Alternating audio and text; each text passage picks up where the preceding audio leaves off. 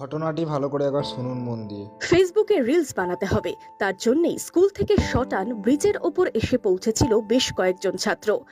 Reels video করার জন্য ক্যামেরায় ভিডিও শুট করার সময় আনমনা হয়ে পড়ে। তখনই চলে আসে ট্রেন, আর সেই সময় ঘটে ভয়ঙ্কর দুর্ঘটনা। ট্রেনে কাটা পড়ে মৃত্যু হয় 3 ছাত্রের। এই হচ্ছে খুবই একটা বাজে নেশা, ফেসবুকে রিলস বানানো। নিজে সতর্ক না হয়ে নিজে তো প্রাণ গেল, নিজের প্রাণটা তো গেলই, সাথে বাড়িতে যারা আছে তাদেরকে কষ্ট দিয়ে চলে গেল। কোনো দরকার ছিল এরকমভাবে করার?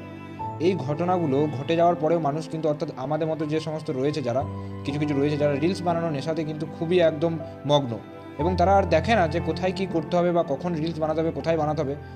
কেউ স্টেশনে, কেউ এই জায়গায়, মানে যেখানে রিস্ক আছে সেখানেই সব কিছু করছে, এবং এই ঘটনা তো বারবার ঘটছে। এই ঘটনাটা মানে মারা গেছে বলে বা হয়েছে দুঃখ, কিন্তু হওয়ার কথা নয়। এটা ঘুরিয়ে কি হবে, মানুষে বলবে যে এই রিলস বানানোর চক্করে সে মরে